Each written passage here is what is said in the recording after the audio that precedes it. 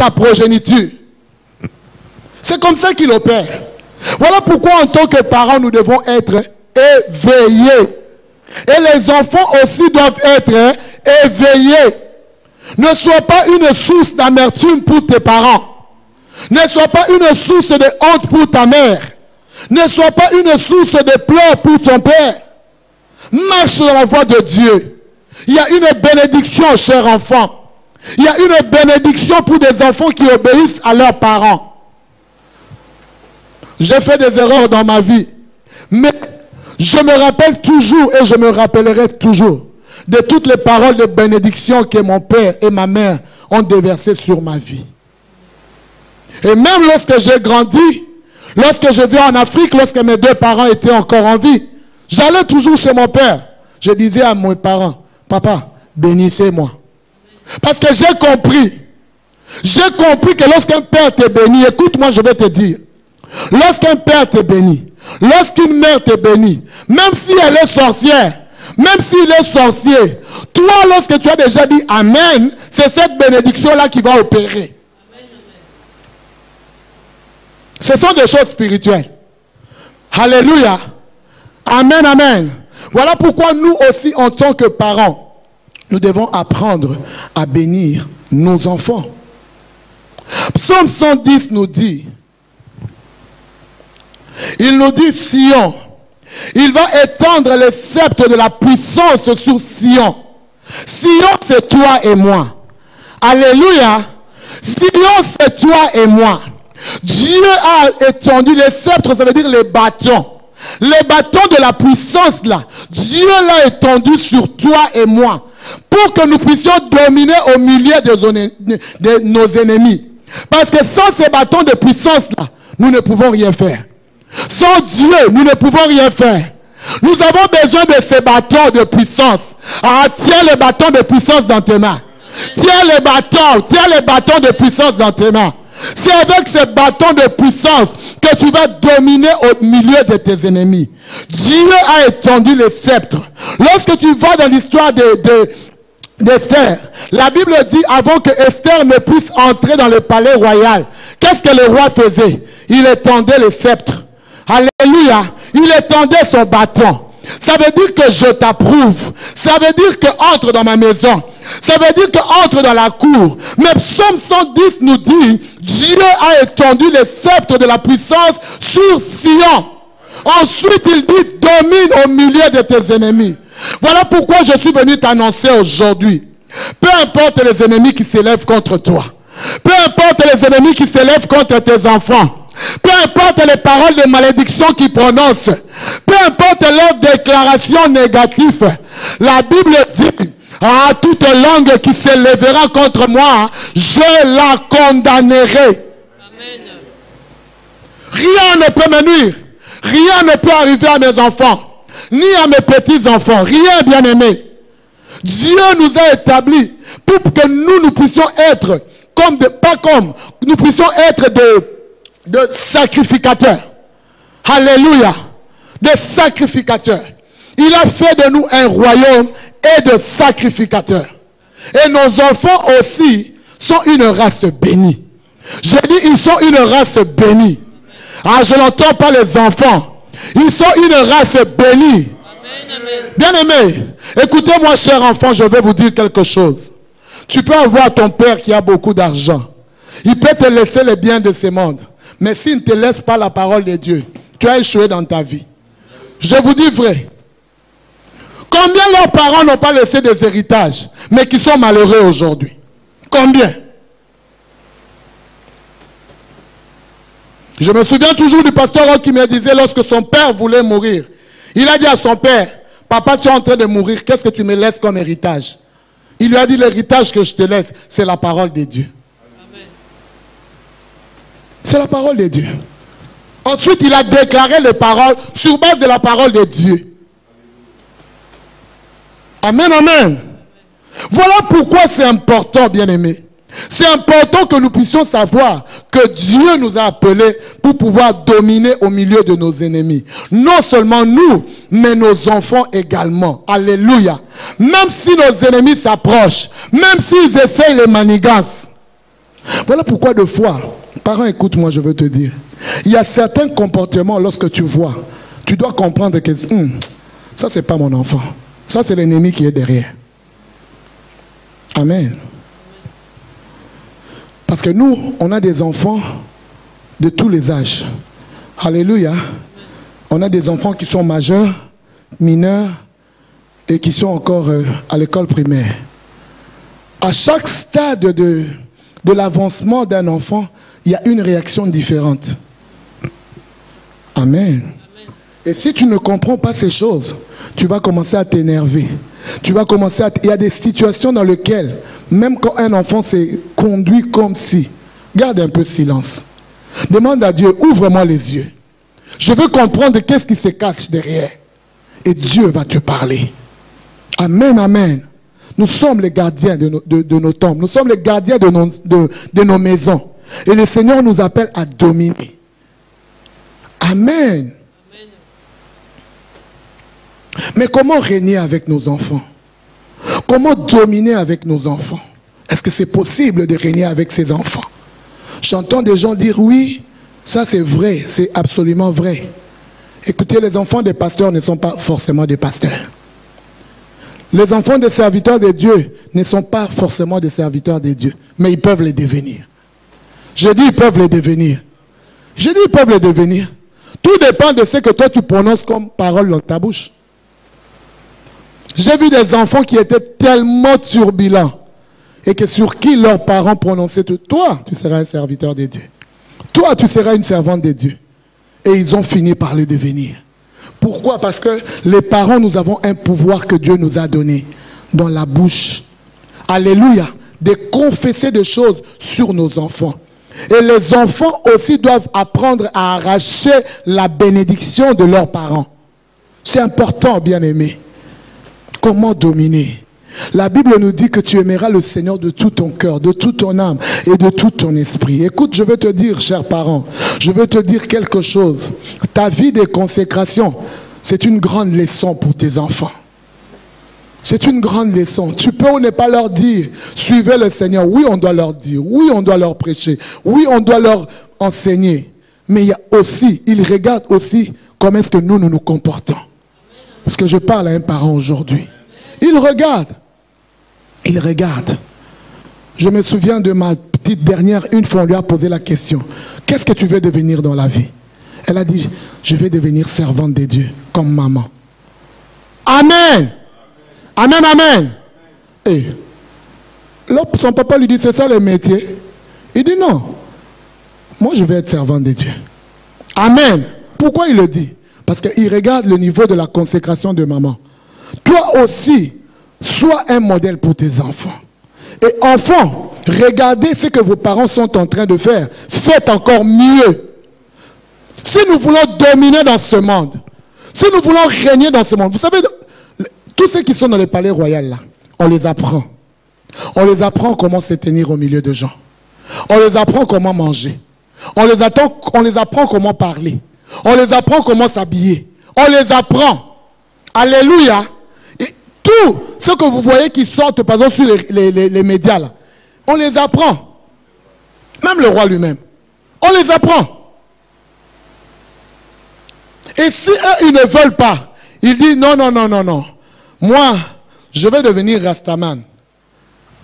Ça ne va pas. À côté.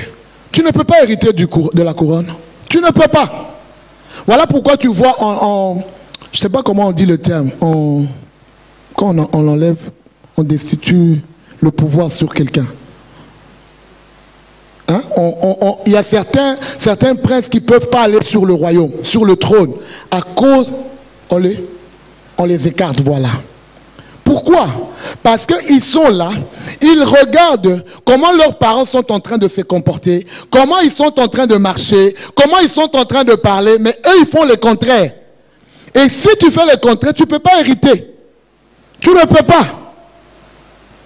Amen, amen. Si tu veux dominer, prends le modèle.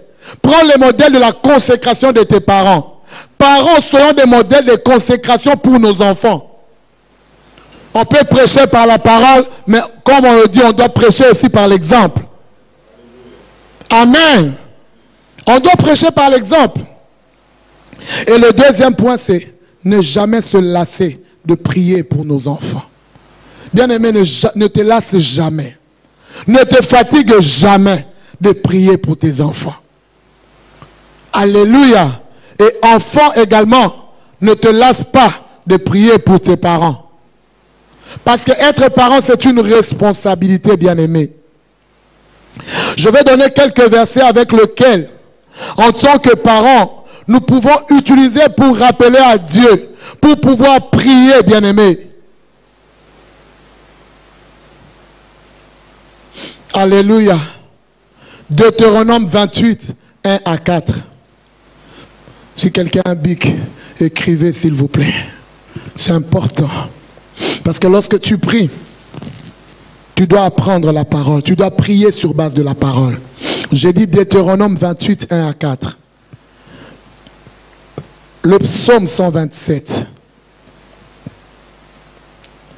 Psaume 144, verset 12. Proverbe 17, verset 6.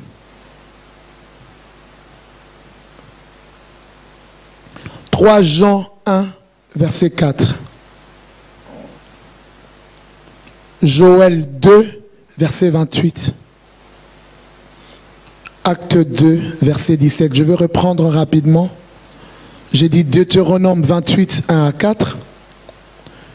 Psaume 127. Psaume 144, verset 12. Proverbe 17, verset 6. 3 Jean 1, verset 4. Joël 2, verset 28. C'est la même chose que Acte 2, 17. Hein? C'est la même citation. Amen, amen. Bien-aimé, je disais, ne te lasse pas de prier pour tes enfants. Ne te lasse pas de prier pour tes enfants. Il faut connaître la parole de Dieu comme on nous a enseigné le vendredi ici. Si tu veux prier pour tes enfants, tu dois rappeler à Dieu la parole de Dieu. Tu as dit, Seigneur, que vos fils sont des disciples. Tu as dit, Seigneur, tu as dit, oh Dieu, que les fruits de vos entrailles sont bénis. Amen, amen. Il faut connaître la parole de Dieu. Parce que Dieu est derrière sa parole. Dieu est derrière sa parole. Il accomplit tout ce qu'il a dit. Toutes les promesses qu'il a faites pour nous, Dieu le fera. Amen, amen.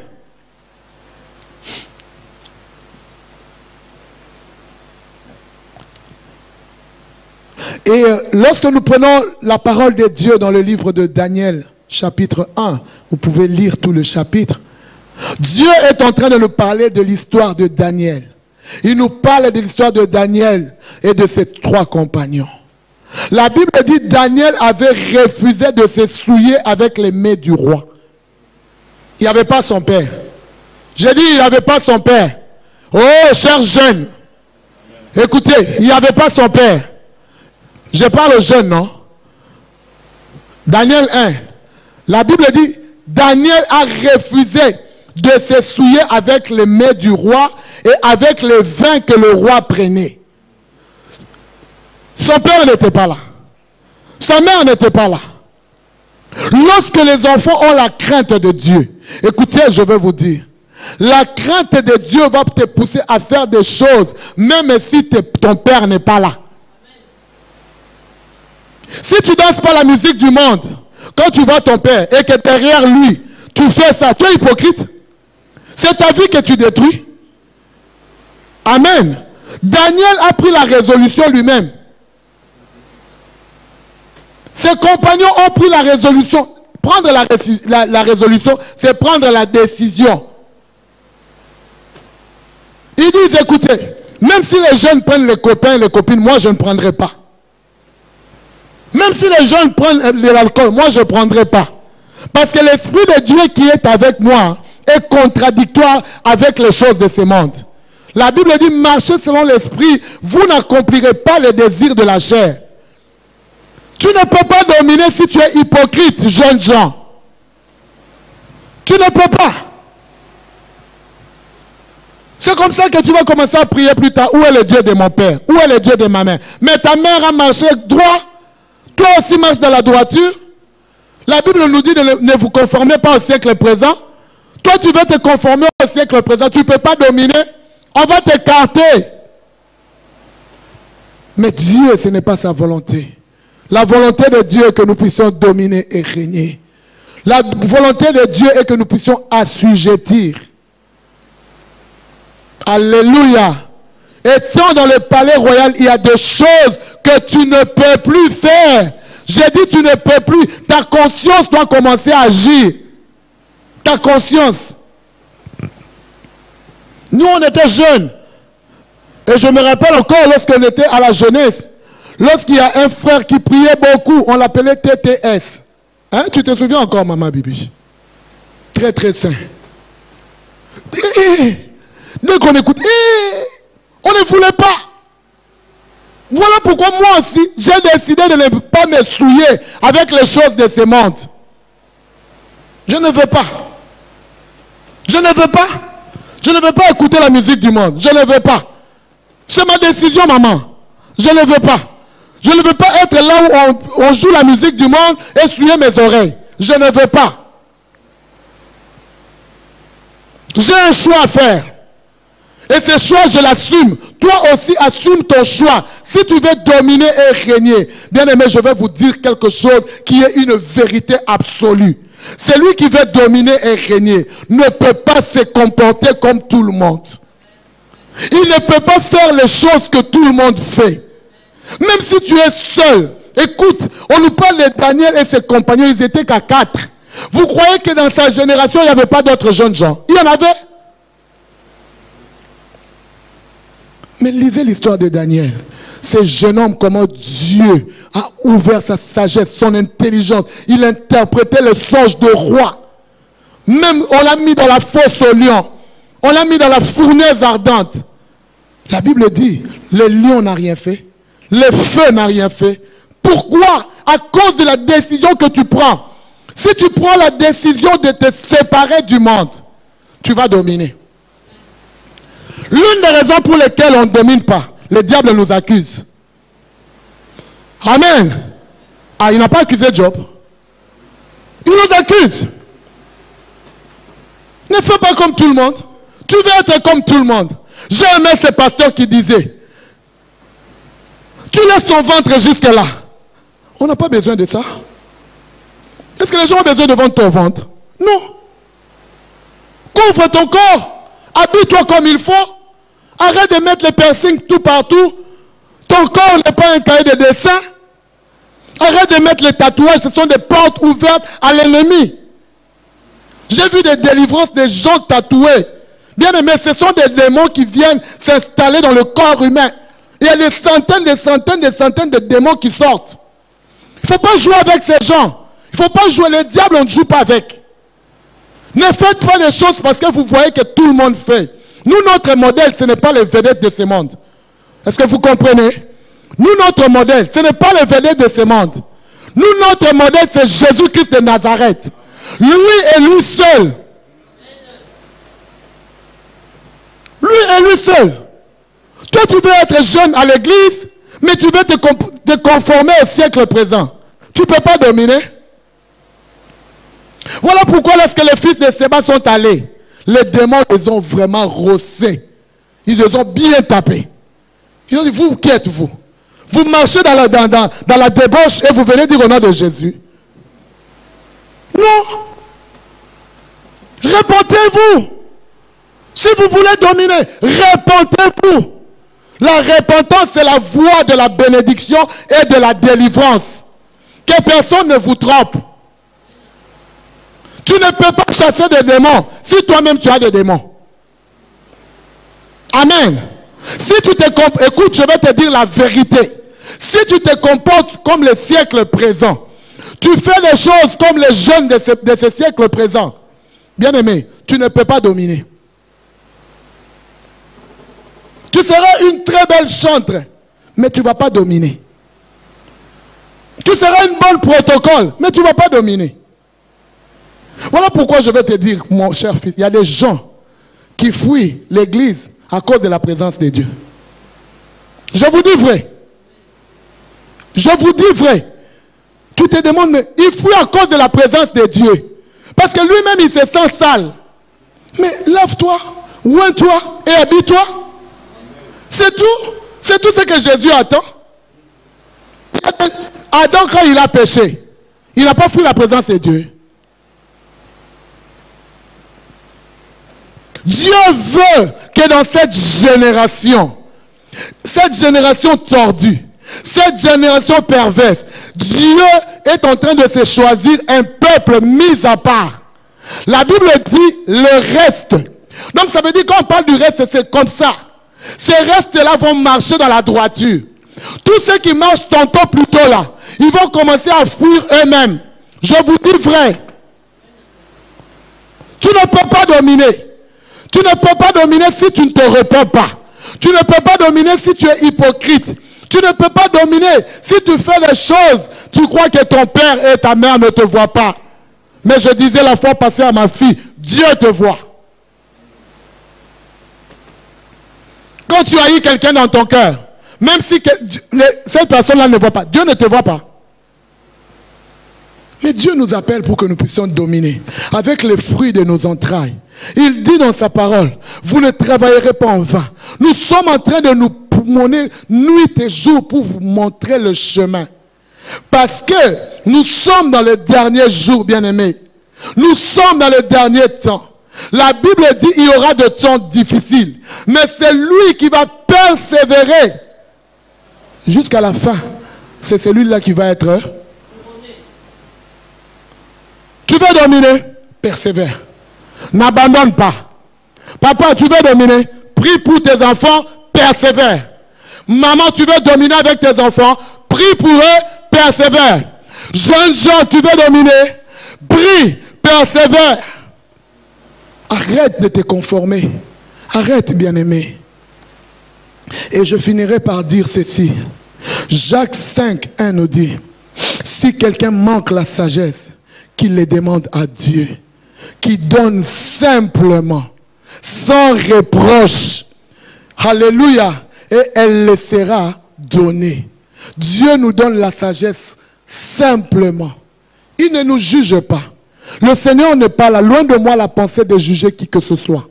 Le Seigneur ne nous juge pas. Il ne nous condamne pas. Mais aujourd'hui, Dieu est un avocat. Jésus est un avocat. Il plaide pour toi jour et nuit. Mais n'oublie pas, écoute-moi bien, n'oublie pas que c'est lui qui est avocat aujourd'hui. Demain, il deviendra ton juge. Ne l'oublie pas. Il va te dire, j'ai eu le temps de t'enseigner, de te parler, de te convaincre. Il défend ta cause aujourd'hui. Il est auprès du Père en train d'intercéder pour toi. Oh, papa, regarde les faiblesses de Priscille. Papa, regarde les faiblesses de Parfait. Et il te parle. Et il te parle. Et il te parle. Il t'intervient pour toi. Il plaide pour toi. Il prie pour toi. Jour et nuit, la Bible dit, il intercède. Mais demain, cet avocat-là, nous allons le trouver à la barre. Voilà pourquoi il faut se repentir. Tu veux dominer, marche une vie de sanctification et de sainteté. Tu veux dominer, marche dans une vie de repentance.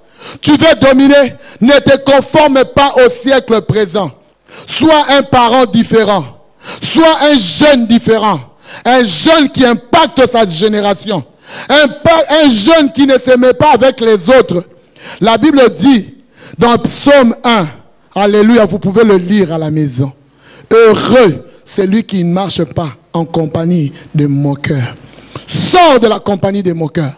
Sors de la compagnie de gens qui sont là toujours pour accuser. Sors de cette compagnie-là. Les temps sont mauvais. Jésus va revenir. Il revient très très bientôt, bien-aimé. Il revient pour chercher une église sans tache ni ride. Il revient pour chercher des enfants, des jeunes sans tache ni ride. Alors, purifions-nous. Lavons nos cœurs. Purifions-nous. Mettons de l'huile sur notre tête. Devenons des hommes et des femmes esprits. Parce qu'en réalité, dans l'homme, c'est l'esprit. Lorsque tu deviendras une femme et un homme esprit, je te dis vrai, tu verras que tout est vanité. Est-ce qu'on peut s'élever? Parce qu'on va prier. Tu verras que tout est vanité. Tu verras que toutes ces choses que tu es en train de suivre, c'est rien du tout. C'est rien, bien-aimé. Jésus est la vérité. Il veut que nous puissions dominer. Il veut que nos enfants puissent dominer. Il veut que nos enfants puissent régner. L'école, l'université reprend maintenant. Dans quelques jours ou dans quelques semaines. Bien-aimé, Dieu veut que tu sois une génération mise à part. Accepte qu'on puisse se moquer de toi aujourd'hui. Accepte qu'on dise à Sota qui gêne aujourd'hui. Pour que demain, tu puisses avoir la couronne. Alléluia. Tous les biens que nous voyons sur cette terre, c'est rien du tout. C'est que passager. C'est que la poussière, bien-aimée. C'est rien comparé à la gloire à venir. Parce que la gloire à venir arrive. J'ai dit la gloire à venir arrive. Amen. Dieu veut que nous puissions dominer. Amen. Il veut que nous puissions régner. Ah, je veux qu'on puisse lever nos voix maintenant. Je veux qu'on commence à prier maintenant.